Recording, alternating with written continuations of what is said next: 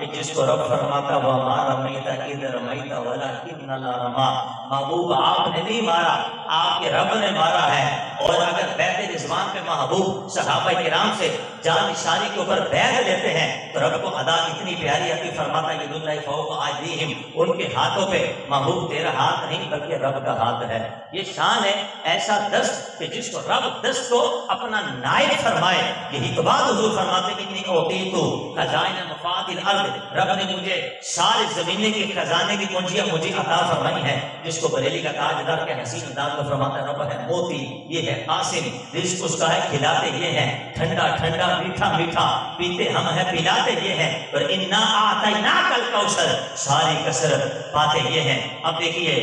بخاری شریف کے اندر آئیے نبی پاک علیہ السلام صوم وصال کے روزے رکھتے ہیں۔ عائشہ صدیقہ رضی اللہ عنہا اس حدیث کی راویہ ہیں، حضور روزے پہ روزہ رکھتے چلے جب صوم وصال سے کہتے ہیں جس میں نہ سحری کی جائے اور نہ افطاری کی جائے، مسلسل روزے پہ روزہ رکھا جائے۔ صحابہ کرام حضور علیہ السلام سے بڑا محبت اور پیار کرتے تھے، محبوب کی اداؤں پر اس ادا کو کرنے کے لیے تیار ہو جاتے تھے۔ جب سرکار نے صحابہ کی حالت دیکھی کہ چہروں کے رنگ زرد پڑ گئے اور رکوع میں جاتے تو اٹھ نہیں سکتے، سجدے میں جاتے تو سر اٹھانے کی طاقت نہیں رکھتے، بعض آتے آتے گر پڑ رہے تھے، بے ہوشی کی کیفیت نہیں ہو رہی تھی، سرکار منبر پر کھڑے ہوئے اور فرمایا کہ میں دیکھ رہا ہوں میرے صحابہ کہ تمہارا حال کیا ہو گیا۔ عرض کی یا رسول اللہ ہم نے آپ کو دیکھا بنا کھائے پیے شہری کرتے ہیں، افطاری کرتے ہیں، ہم نے بنا کھائے پیے صوم وصال رکھنا شروع کر دیا، کھائے پیے شہری افطاری کو کرنا شروع کر دیا۔ 3 حدیثیں، ایک میں سرکار نے فرمایا ایکم مصری، مجھے بتاؤ صحابہ تم میں سے کون میری طرح ہے، تم میں سے میری طرح کون ہے؟ آج لوگوں نے حضور علیہ السلام کو معاذ اللہ جب سیرت بیان کرنے کی کوشش کرتے ہیں عام انسان کی سطح پہ حضور کی سیرت کو ملانا شروع کر دیتے ہیں، حالانکہ مصطفیٰ کی سیرت بھی رب کی توحید کی دلیل بنتی ہے، مصطفیٰ کی صورت بھی رب کی توحید کی دلیل بنتی ہے۔ اور نبی پاک علیہ السلام کی شان یہ ہے کہ شیطان مصطفیٰ کے قریب آتا نہیں، جو آ جائے وہ شیطان رہتا نہیں ہے۔ یہی تو بات ہے، ہمزاد شیطان نے جب مصطفیٰ علیہ السلام کے قرب پایا، عبداللہ بن مسعود اس حدیث کے راوی شفا شریف کی جلد 2 کے اندر جب صحابہ نے حضور سے پوچھا کہ یا رسول اللہ ہمزاد شیطان آپ کے پاس آیا تھا، ارشاد فرمایا اتانی، میرے پاس آیا، فلما رآنی اسلم، جب میرے حمزاد شیطان نے میرے بدوحات چہرے کو دیکھا مجھ پہ کلمہ پڑھ کے اسلام لے آیا۔ سبحان اللہ، شیطان قریب آتا نہیں،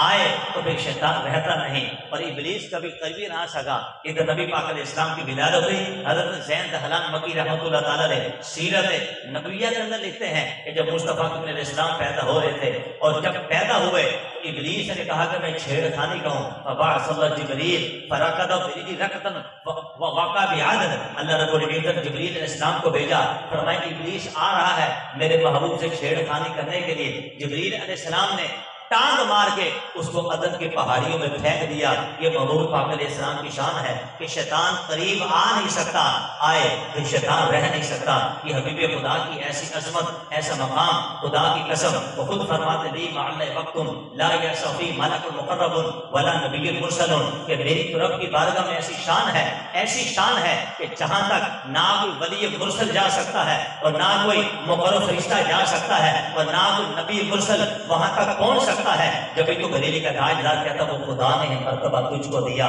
نہ کسی کو ملے نہ کسی کو ملا کہ کلام مجید نے کھائی شہا، تیرے شہر و کلام و بقا کی قسم، تیرے خلقوں کو حق نے عظیم کہا، تیری خلقوں کو حق نے جمیل کیا، کوئی دوسرا ہوا ہے نہ ہوگا شہا، تیرے خالق کے حسن و ادا کی قسم۔ حضور نے فرمایا کہ میرے صحابہ انی لستم کہیاتکم، دوسری حدیث میں تمہاری طرح نہیں ہوں۔ وہ جو قرآن پاک کے اندر آئے تھے قل انما انا بشر مثلکم، محبوب فرما دو میں تمہاری طرح بشر ہوں، یہ خطاب مشرکین کو تھا، یہ خطاب کافروں کا تھا، یہ مسلمانوں کو خطاب نہیں تھا۔ اس لیے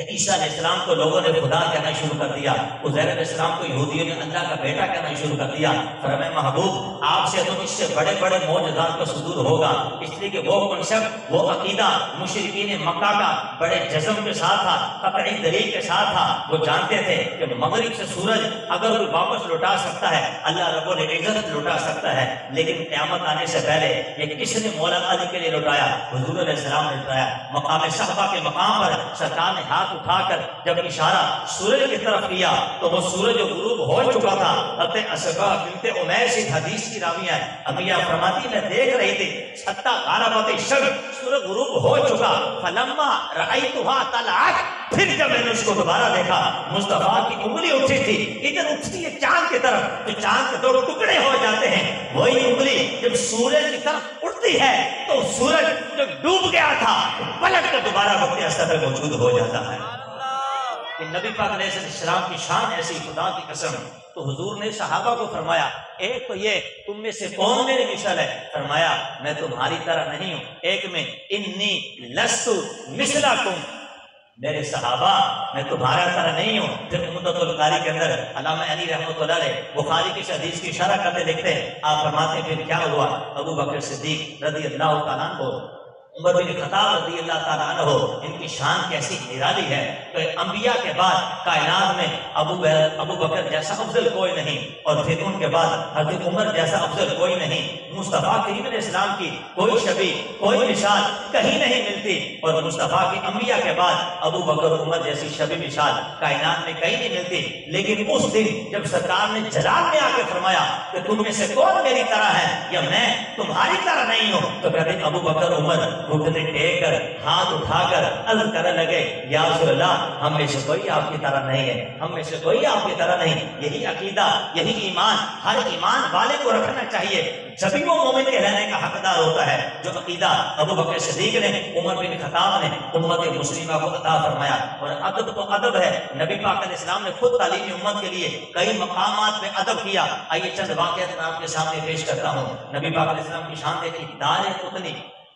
کتاب المجتبی، راوی حضرت ابو جہم رضی اللہ تعالیٰ عنہ کہتے نبی پاک علیہ السلام بشری تقاضوں سے یعنی غور و برا سے فارغ ہوئے، اور نبی پاک علیہ السلام بے جمل کی طرف مدینے میں رواں دواں تھے۔ ابو جہم کہتے میرا آمنا سامنا مصطفیٰ کے ساتھ ہوا، میں نے سرکار کو سلام عرض کیا لیکن حضور نے جواب ارشاد نہیں فرمایا، توقف فرمایا۔ پھر سرکار نے تیمم فرمایا، تیمم فرمانے کے بعد حضور نے میرے سلام کا جواب دیا اور فرمایا انہو لم یمنعنی، اے ابو جہم ان ارد علیک السلام، مجھے کوئی شے مانے نہیں تھی، مجھے کوئی شے رکاوٹ نہیں کر رہی تھی کہ میں تمہیں سلام کا جواب نہ دیتا، لیکن مگر یہ کہ انی لم اکن علی طہور، میں بے وضو تھا۔ اب یہاں محدثین نے لکھا کہ دیکھیے سلام کا جواب دینا نہ قرآن کی آیات ہے بلکہ قرآن کو بنا وضو پڑھنا بھی جائز ہے، لیکن حضور نے فرمایا بات یہ ہے کہ میں رحمت للعالمین ہوں، میں مرسلین کا سردار ہوں، اس وقت میرا وضو نہیں، سلام رب کا نام ہے،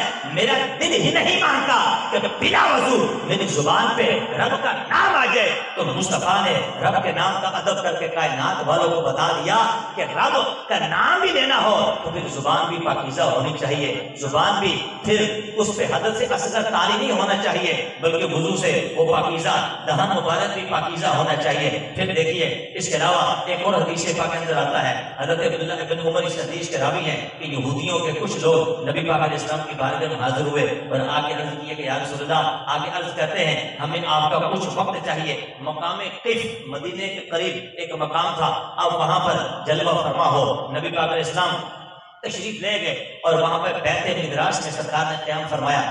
فرمایا۔ اس کے بعد یہودیوں نے حضور علیہ السلام کے لیے ایک مسند کو بچھایا، مصطفیٰ کے السلام مسند پہ جا کے بیٹھے، اور جب بیٹھے شان و شوکت سے پھر یہودی اپنے اصل مدعے کی طرف آئے، کہتے ہیں کہ بات یہ ہے آپ ہمارے درمیان فیصلہ کیجئے، ہماری قوم کے شخص نے کسی عورت کے ساتھ زنا کیا ہے، لہذا آپ بتائیے اس کے لیے حکم کیا ہوگا، سزا کیا ہوگی۔ سرکار نے فرمایا کہ تم لوگوں کے پاس توریت ہے؟ کہا جی ہے۔ فرمایا توریت شریف کو لے کے آؤ۔ جب توریت سرکار کی بارگاہ میں پیش کی گئی، حدیث پاک کے اندر آتا ہے مصطفیٰ مسند سے اٹھے، توریت کو مسند کے اوپر رکھ دیا۔ یہ ادب کیا سرکار نے توریت کا، اور فرمایا میں تجھ پر اور تجھے اتارنے والے پر میں ایمان لے آیا۔ اور پھر سرکار نے فرمایا تمہارے اندر جو سب سے بڑا عالم ہے اس کو بلاؤ۔ چنانچہ ایک نوجوان عالم کو بلایا گیا، اس نے قریش سے اس حکم کو صادر کر دیا کہ اگر کوئی شادی شدہ کوئی بندہ اگر کسی عورت کے ساتھ زنا بدکاری کرتا ہے تو شریعت کے اندر اس کی سزا سنگسار پتھر مارنا ہے۔ اس سے پہلے یہودیوں کا کنسپٹ یہ نہیں تھا۔ نبی پاک علیہ السلام کی شان دیکھی کہ کیسی ہے، حضور کی شان ایسی عرف و اعلیٰ ہے کہ خدا کی قسم کیا عرف و اعلیٰ شان ہے، لیکن ہمیں بتا رہے ہیں کہ اگر قرآن آ جائے اس کا ادب کیا ہونا چاہیے، اگر آسمانی کتاب آ جائے اس کا ادب کیا ہونا چاہیے۔ آئیے ایک اور حدیث پاک سنیے کیا شان حضور علیہ السلام کی۔ ادھر مکہ فتح ہوا جس کو کنز الایمان کے اندر حدیث پاک موجود ہے، راوی حضرت جابر بن عبداللہ خود کہتے ہیں حضور علیہ السلام کے ساتھ مکے میں داخل ہوئے، اور پھر جب ہم بیت اللہ شریف کے قریب گئے تو بیت اللہ کے اندر اور ارد گرد کے اندر 360 بت رکھے ہوئے تھے، سرکار کے حکم سے بتوں کو توڑ دیا گیا۔ پھر سرکار خانہ کعبے کے اندر جلوہ فرما ہوئے، حضور علیہ السلام نے 2 رکعت نفل ادا کیے، اور پھر جب کعبے کی دیواروں کو دیکھا ابراہیم علیہ السلام کی تصویر لگی ہوئی تھی، اسماعیل علیہ السلام کی تصویر لگی تھی، اسحاق علیہ السلام کی تصویر لگی ہوئی تھی۔ نبی پاک علیہ السلام نے فرمایا بتوں کو توڑنے کو حکم دیا لیکن تصویروں کو ابھی توڑنے کا حکم نہ دیا،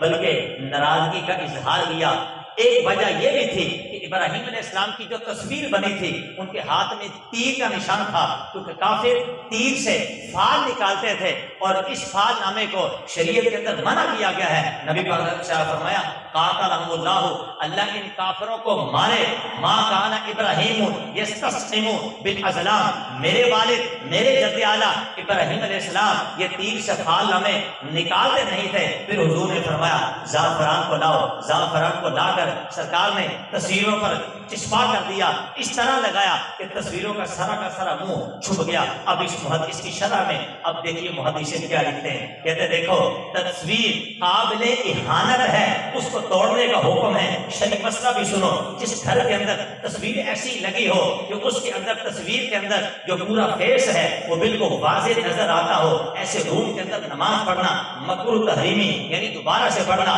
واجب ہو جاتا ہے۔ اگر ایسی شرٹ ایسی قمیض کسی نے پہنی ہو جس کے اندر کسی شخص کی تصویر ہو، جاندار کی تصویر بالکل نمایاں نظر آ رہی ہو، ایسے لباس کے اندر نماز پڑھنا مکروہ تحریمی، بندہ گناہ گار ہوتا ہے۔ تصویر تو قابل اہانت ہے۔ مصطفیٰ کو چاہیے تو تھا کہ جس طرح بتوں کو توڑنے کا حکم دیا تصویر کو توڑنے کا حکم دیتے، کیونکہ وہ بھی تو بتوں کے قتال میں اہانت کی جگہ میں لگی تھی، لیکن توڑنے کا حکم نہ دیا، بلکہ معطر خوشبودار زعفران کو بلا کر چہروں پہ لگا کے سارے چہرے مسمار کر دیے، اور وہ تصویر خیالی تھی، حقیقت پہ مبنی نہ تھی، بلکہ وہاں کے احمق لوگوں نے اپنے خیال کے مطابق تصویروں کو بنایا ہوا تھا، اور اس تصویروں کو انبیاء سے نسبت ہی کیا تھی، کوئی نہ تھی، لیکن حضور کا عمل نے یہ بتایا اس کی وجہ کیا تھی۔ محدثین فرماتے ہیں غور کر، وجہ یہ تھی تصویریں تو قابل اہانت ہے، لیکن ایک میں ابراہیم علیہ السلام کا نام تھا، ایک میں اسحاق علیہ السلام کا نام تھا، ایک میں اسماعیل علیہ السلام کا نام تھا۔ تو نبی آخر الزمان حضرت محمد مصطفیٰ نے ان ناموں کو پروٹوکول دیا، ان کی تعظیم و توقیر کی کہ کہیں تصویر کو توڑتے توڑتے نام ٹوٹ پڑیں گے، قدموں میں آئیں گے تو اہانت ان ناموں کی ہوگی۔ مصطفیٰ کے اسلام کی جد اعلیٰ ہیں، لیکن وہ جہنم میں گیا جو ان سے مستغنی ہوا ہے خلیل اللہ کو حاجت رسول اللہ کی۔ حضور کی اپنی شان دیکھو کیسی ہے، حضور اپنے کاشان نبوت کے اندر موجود ہے، بعض صحابہ کی مبارک جماعت بیٹھی ہوئی ہے۔ حضور جب کاشان نبوت سے نکلے تو ایک صحابی کہہ رہے تھے ابراہیم علیہ السلام کا مقام بڑا اعلیٰ ہے، اللہ نے ان کو خلت کا جھوڑا پہنایا، وَاتَّخَذَ اللَّهُ إِبْرَاهِيمَ خَلِيلًا۔ تو دوسرے بولے ہاں موسیٰ علیہ السلام کی شان بھی بڑی اعلیٰ ہے، اللہ نے ان سے کلام فرمایا، وَكَلَّمَ اللَّهُ مُوسَىٰ تَكْلِيمًا۔ تیسرے بولے عیسیٰ علیہ السلام کی بھی شان کچھ کم نہیں، وہ کلمۃ اللہ روح اللہ ہے۔ چوتھے بولے آدم علیہ السلام کی شان بھی بڑی اعلیٰ ہے، وہ صفی اللہ ہے۔ اتنے میں حبیب خدا حضرت محمد مصطفیٰ کا شان نبوت سے باہر تشریف لائے، صحابہ کے جھرمٹ گائے، اور قال قد سمیت کلامکم وعجبکم، فرمایا میرے صحابہ میں نے تم سب کا کلام بھی سنا، اس پہ تعجب تمہارا بھی سنا، لیکن الا وانا حبیب اللہ، یہ تو دیکھو میں تو اللہ کا حبیب ہوں، لیکن میں اس کے اوپر فخر نہیں کرتا۔ اور پھر سرکار نے فرمایا ان حامل لواء الحمد یوم القیامت تحتہ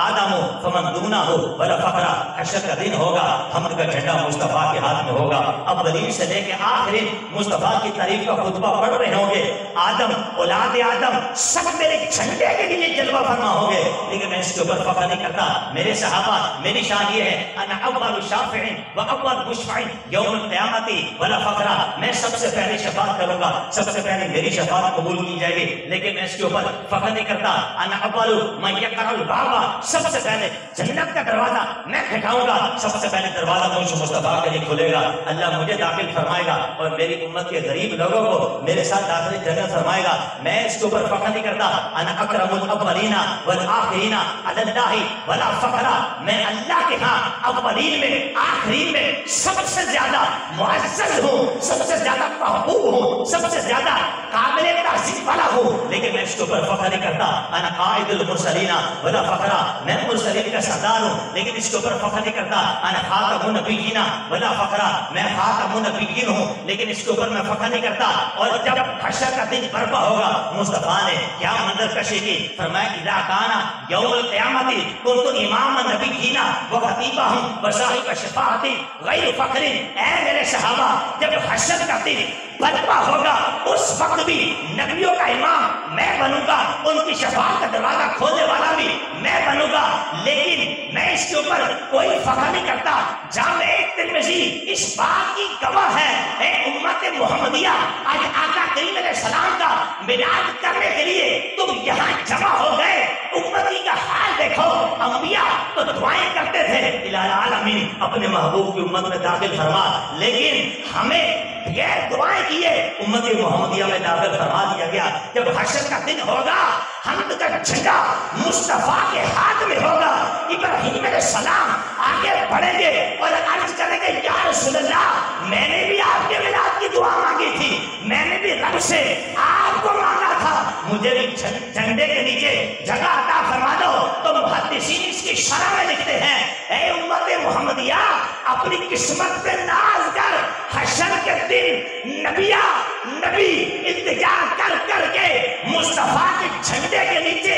جگہ پائے، لیکن تجھے حشر کے دن بھی التجا کرنے کی حاجت نہ پڑے گی، بلکہ مصطفیٰ کی رحمت پکاری ہوگی، انا لہا انا لہا انا لہا۔ اے امتیو، اے دنیا میں میری بزم کو سجانے والوں، صلاۃ و سلام کے نعروں کی صداؤں کو گونجنے والوں، مرحبا یا مصطفیٰ کی صدائیں لگانے والوں، اے میری نعتیں پڑھنے والوں، اے میری تعظیم و توقیر کرنے والوں، اے میری شریعت کو پہنانے والوں، تم کہاں ہو؟ آ جاؤ، سارے نبی کی کالی کملی پہ چھپ جاؤ، آج شفاعت میں کرتا جاؤں گا، رب تجھے داخل جنت سے فرماتا جائے گا۔ اللہ نعرہ تکبیر، نعرہ رسالت، یا رسول اللہ، اللہ اکبر۔ جب یہ اعلیٰ وہ جہنم میں گیا جو ان سے مستغنی ہوا، جو کہے ہمیں حضور کی کوئی حاجت نہیں، معاذ اللہ ہمیں کوئی حاجت نہیں، فرمایا ہے خلیل اللہ کو۔ ادھر تو دیکھ حشر کا دن ابراہیم علیہ السلام کو حاجت مصطفیٰ کی ہے، جب ہی فرمایا آج دے ان کی بنا، آج مدد مانگ ان سے،